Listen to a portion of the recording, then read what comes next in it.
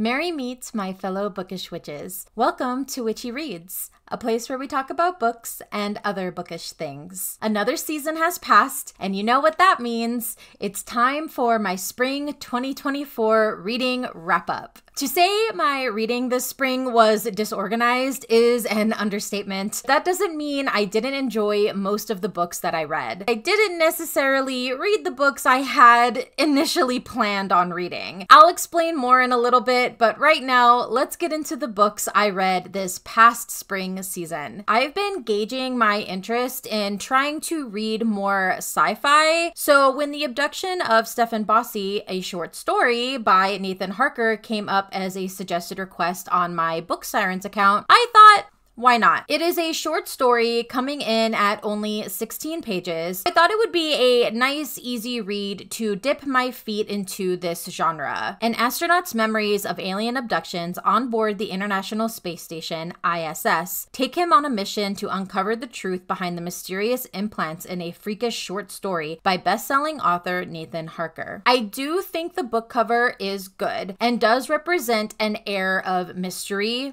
in space, which is what I was looking for. The big issue is that the story is too big for those 16 pages. It felt like I was dropped into a story that had already been going on and then was pulled out before a satisfying conclusion could be had. There are different storylines that are left suspended in space without even the fun satisfaction of a cliffhanger. There is a backstory plotline and an alien storyline that are both dropped with nothing really being explained for either. I think this is part of a series of multiple short stories. If that's the case, I almost wish the short stories were combined into one novel or novella. I honestly didn't see the narrative reason why they were split into multiple short stories. I rated The Abduction of Stefan Bossi 1.5 stars. I think it was an interesting idea that was poorly executed. The next book had some of the most chaotic bisexual characters I have ever read,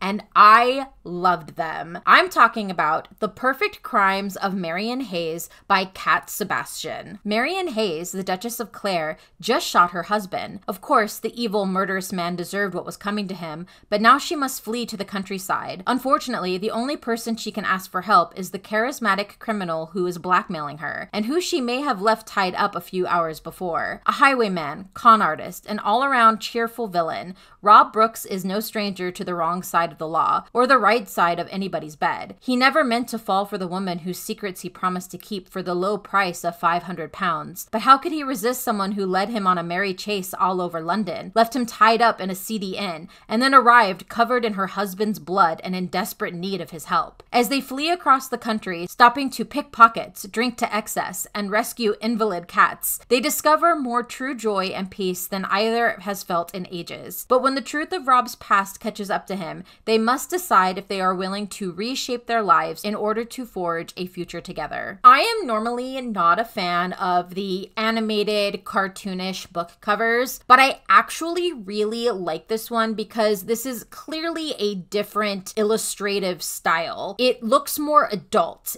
if that makes sense. Less roundness and more sharp lines that I think makes a huge difference in the art style that communicates it is actually an adult novel. This is the second book in the London Highwayman series. What's great about this series is that each book is written as a standalone, so you don't need to have read the ones previously to understand the one you're currently reading. I love books like this and series like this because you don't have to feel obligated to pick up more than one book. I wouldn't mind reading more in this series. I adore the way the relationship is set up between the characters in terms of time frame. I would consider it a slow burn rivals to lovers. But in terms of chapters, an argument could be made that the love happens rather quickly. The point is, it is written in such a way that you shouldn't feel like it is an insta-love. I never felt that. A lot of time passes, and I think it is demonstrated well in the writing. I also appreciate how the characters and storyline subvert expectations in a rom-com story. Marian is more reserved and unsure of the relationship. She also doesn't want to have more children. She never wanted children. The one pregnancy she went through almost killed her. Rob is very open, friendly, and expresses his emotions in a much healthier way. He loves children and is more open to a relationship with Marian than she is, made clear by his falling for her way quicker than she falls for him. It's very much giving she fell first, but he fell harder vibes. In a traditional rom-com, these character traits would be reversed.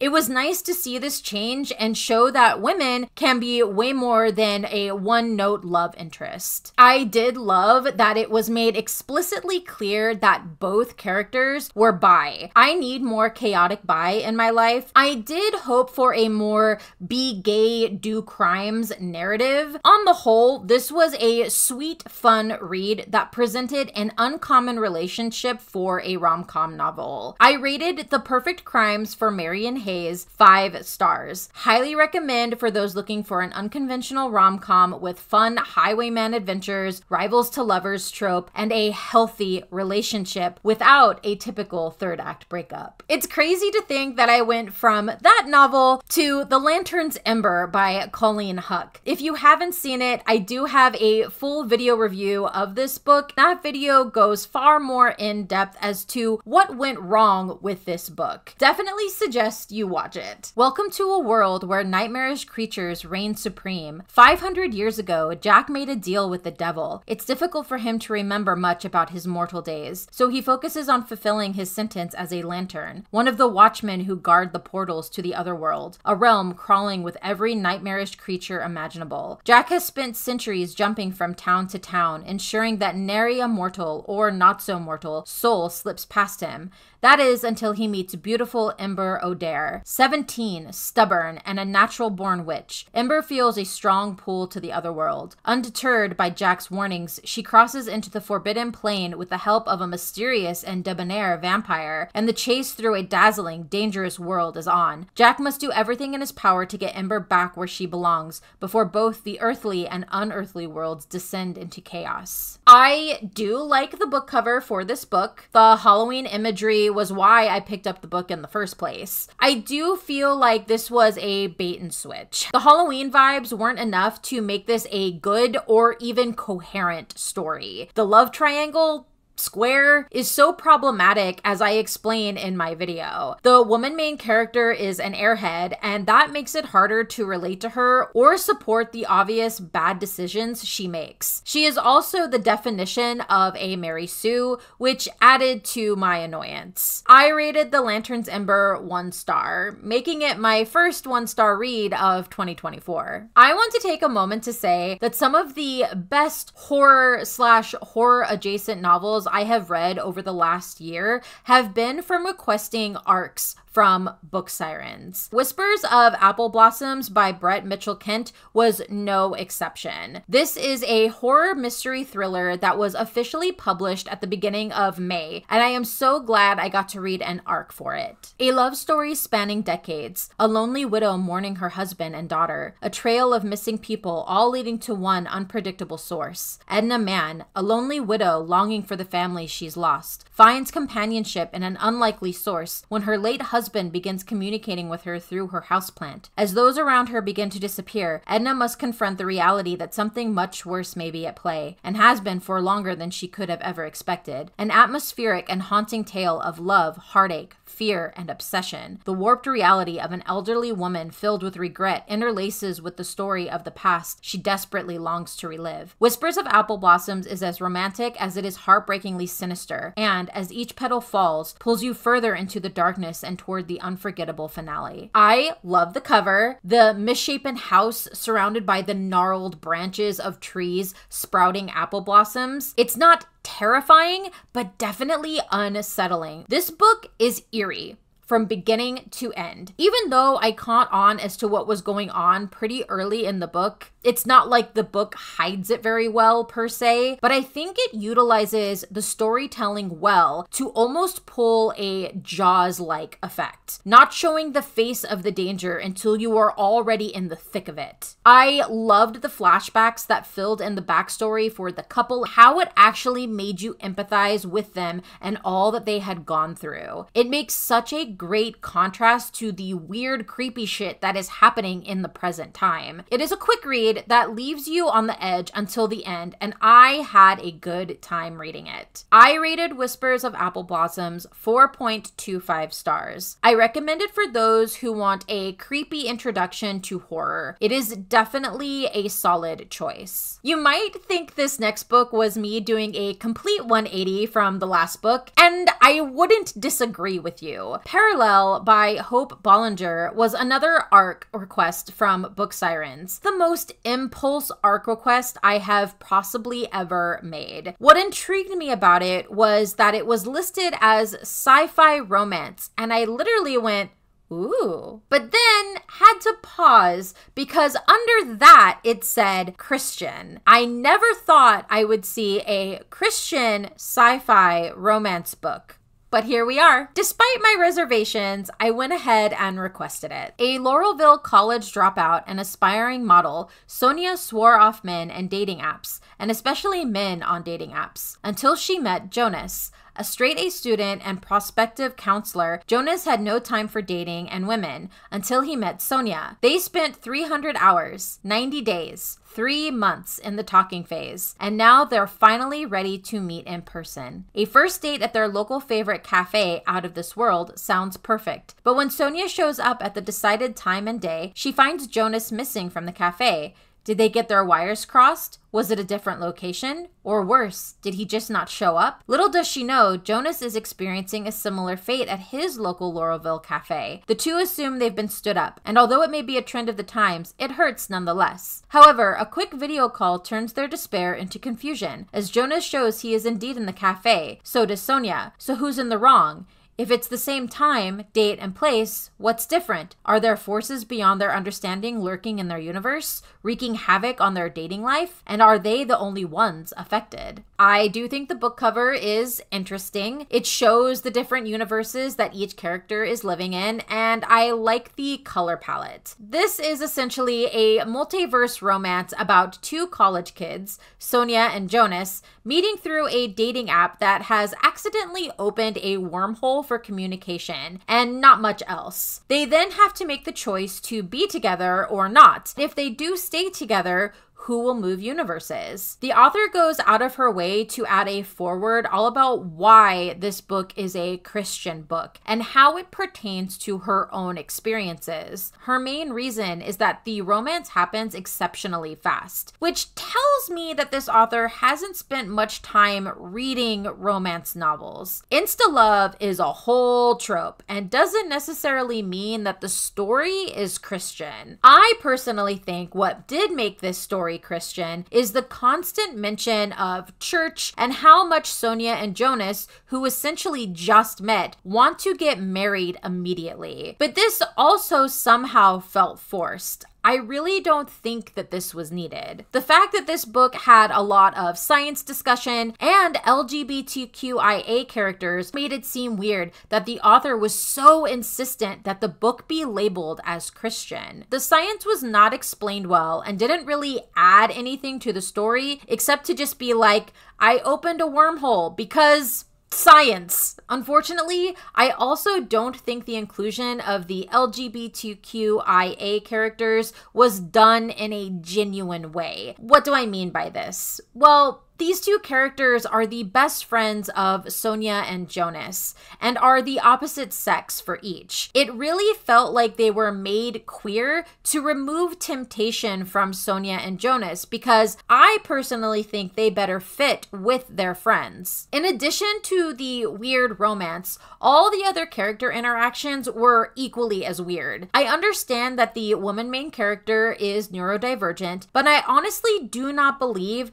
the weirdness just came from that. There were choices made that did not endear me to her, especially when her neurodivergence was continuously used as an excuse for her bad behavior. The relationship each of them had with their parents was horribly toxic and bordered on abuse in some cases, but this is passed off as acceptable because they are the adults. These characters are well into college, adults themselves. It's wild that they allowed themselves to be treated this way, and then we are supposed to empathize with the parents in the end. I hated that part. I also felt like there were way too many characters from different universes, and having the main characters meet them out of the blue was very plot contrived and not something that occurred naturally in the story. There was a hint of a villain, but nothing comes of that plot. Ultimately, the story ends on a somewhat bland, happy note. I rated Parallel 2 stars. It is a little ironic that the book after the Christian sci-fi romance is the adult romantasy, That Time I Got Drunk and Saved a Demon by Kimberly Lemming. This is the first book in the Mead Mishap series. Spice trader Cinnamon's quiet life is turned upside down when she ends up on a quest with a fiery demon in this irreverently quirky rom-com fantasy that is sweet, steamy, and funny as hell. Perfect for fans of Legends and Lattes and The Dragon's Bride. All she wanted to do was live her life in peace. Maybe get a cat, expand the family spice farm. Really, anything that didn't involve going on an adventure where an orc might rip her face off. But they say the goddess has favorites, and if so, Sin is clearly not one of them. After saving the demon Fallon in a wine-drunk stupor, all Fallon wants to do is kill an evil witch enslaving his people. And who can blame him? But he is dragging Cinnamon along for the ride. On the bright side, at least he keeps burning off his shirt. I had so much fun reading this book. It was a cute,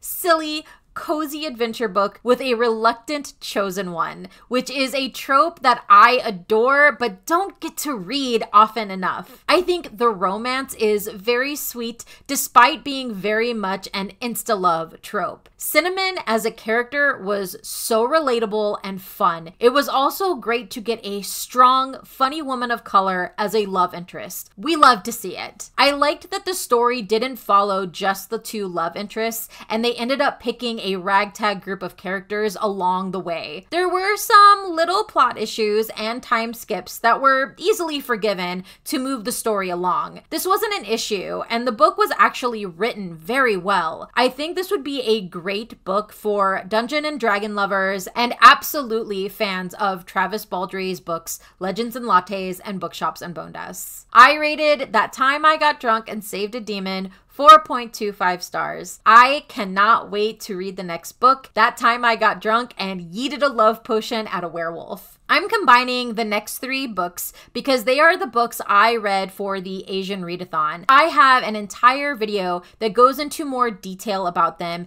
and my reading experience. The Eyes Are the Best Part by Monika Kim, Wondrous Journeys in Strange Lands by Sonia Nimr, and Lay and the Fire Goddess by Malia Maunakea. Please go check out my video to get more insight into these great books. I had a great time participating in the Asian Readathon. I want to highlight these books as much as possible. The final book I read for this season is The Last Scarecrow by Neil J. Hart. This is a middle grade coming of age eerie horror. I had a great time reading it. Erin loved to build scarecrows. She made a dozen in all. Her pa showed her how, but he's dead now. Everyone is dead. The many years storm saw to that. Terrified and alone, Erin endured the storm in her hilltop farmhouse. She watched the sea levels rise, flooding everything in sight, washing away all but one of her scarecrows, number 12. Then, on the day the rain stopped, 12 inexplicably came to life and jumped down from her cross. No sooner had Erin told 12 about her 11 missing sisters, they decided to build a boat and set out across the endless blue to find them all. This was my most recent arc. The book cover, I think, is amazing. It has the skull of, I believe it's a bull, supposed to be the head that sits atop the Scarecrow 12. I think it it also is great that it shows the skyscrapers as an outline in the background because that is a plot point in the story. It is a simple book cover that depicts what to expect from the story. This is a great tale of dark whimsy in a world ravaged by climate change. The world is drowned by the many-year storm, and a young girl, Erin, has been left alone on her hilltop farm, except for one of the scarecrows she created, the 12th one, who has become sentient. This is a coming-of-age tale as Erin and 12 traverse the endless blue ocean the world has become, with some middle-grade level horror interwoven throughout. I had such a great time reading this, which is why I'm planning on doing a full video review of this book. Stay tuned for that. Now it's time for some stat information. I did manage to stick to a regular reading schedule, so while I did read less books during this reading period, I haven't fallen behind in my overall reading goal, which I'm exceptionally happy about. I read 10 books in total, 8 ebooks, 1 audiobook, and 1 physical book. 5 were ARC requests, 4 were purchased, 3 digital, and the audiobook through Audible. 2 of those purchases were for books I was reading for my book club, and the 1 physical copy was one I already owned. This came out to total 2,388 pages read and 7 hours and 51 minutes listened to. With these books, I am currently standing at a total of 21 books read for the year, which is already past the total amount of books I read for the entire year of 2023. It may not seem like much, but I am super proud of myself. I also finally got my official Las Vegas library card. I plan on utilizing that a lot more. Even though I read less this season, I'm not disappointed with the amount of books I read. I think the quality of all but one of the books was pretty high. I do hope that I can pick up the pace ever so slightly and read a few more books this time around. I think I had a pretty great spring reading season and look forward to getting started on my summer reads. What books are you reading for the summer? Are you a spooky summer reader? A romantic beach reader? Let me know down in the comments below. If you enjoy my videos and would like to support my channel, the best way to do that right now is to like this video, subscribe to my channel, and share any videos that you particularly like. It really is a huge help and I greatly appreciate it. Until our next chapter together, merry part and blessed be.